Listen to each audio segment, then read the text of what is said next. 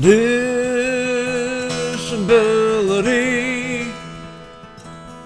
throughout time, yours and mine.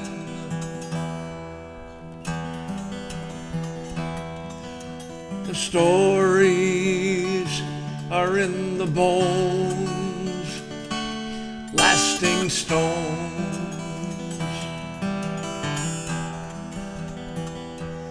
Hey, hey, hey, the bones are crying. Hey, hey, hey, the truth is flying.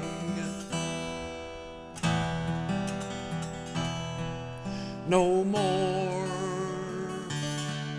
no more, no more.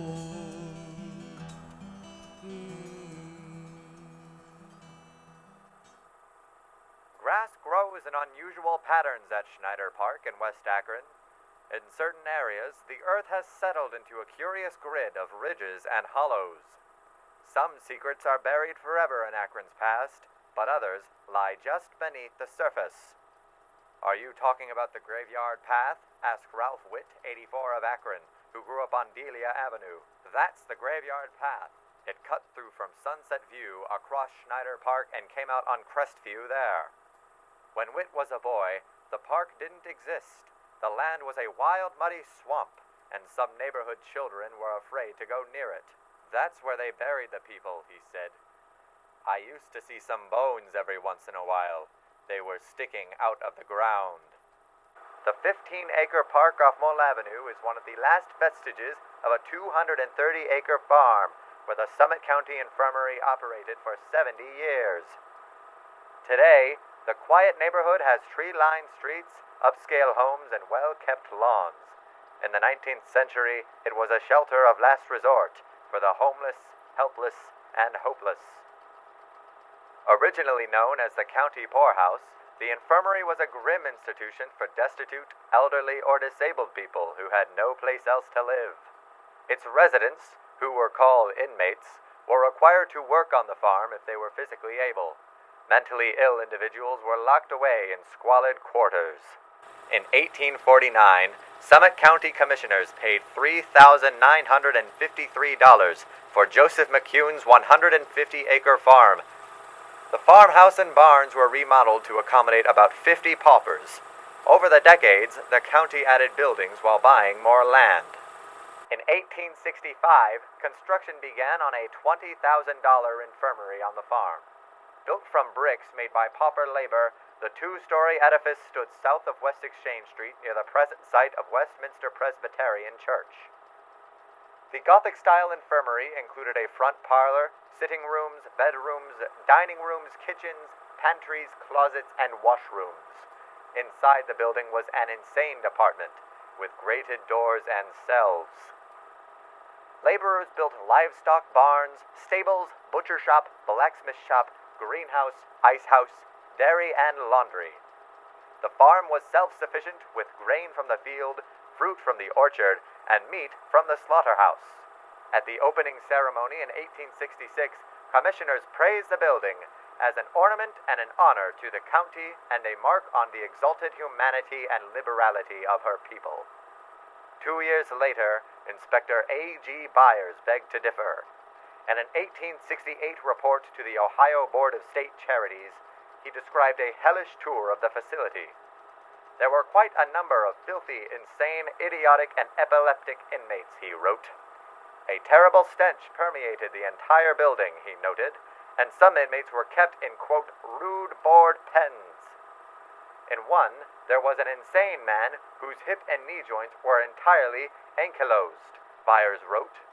He was entirely naked and performed locomotion by sliding about on his posterior with the aid of his hands. In another pen were 4 females, one a miserable, driveling idiot eating its own filth, and the other 3 insane. They were also all of them entirely naked, and their condition was indescribably pitiable. The infirmary's population fluctuated from a low of around 40 to a high near 215. Residents included widows, widowers, immigrants, alcoholics, amputees, social outcasts, disease sufferers, lonely hearts, and lost souls. When inmates died at the infirmary, they were buried in a potter's field. The size of the graveyard is unknown, but it must have held hundreds. At some point, the county expanded the burials to paupers who didn't live at the infirmary. Akron's rapid growth led to the infirmary's demise. The city needed more land for housing. In 1915, voters agreed to sell the farm and build the Summit County home in Monroe Falls. Philip H. Schneider, director of the Central Associated Realty Company, submitted the winning bid of $301,879 to develop the Sunset View subdivision. Schneider tore down the old infirmary, mapped out roads, and built fancy new homes. Nearly every block was developed except for a swampy area where the infirmary had buried its destitute. Some remains were to be exhumed and reburied in Monroe Falls. However, the later discovery of bones proved that the effort was far from exhaustive.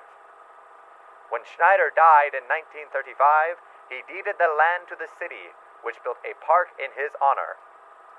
Michael Elliott, reference assistant at the Akron Summit County Public Library, has pored over funeral records, sorted probate documents, and scanned death certificates in an ambitious effort to unearth infirmary history. Elliott decided to reconstruct the infirmary cemetery. So far, he has documented 300 infirmary burials from 1908 to 1916, plus 156 deaths from 1867 to 1908. The graveyard path is reluctant to reveal its secrets. Who knows how many deaths never got recorded, Elliott said.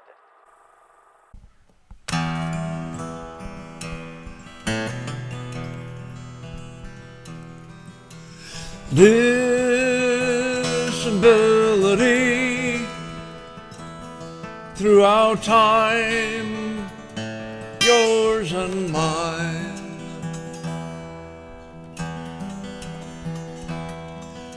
The stories are in the bones, lasting stones.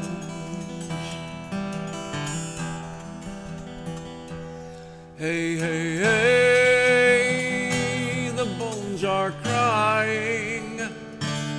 Hey, hey, hey, the truth is flying.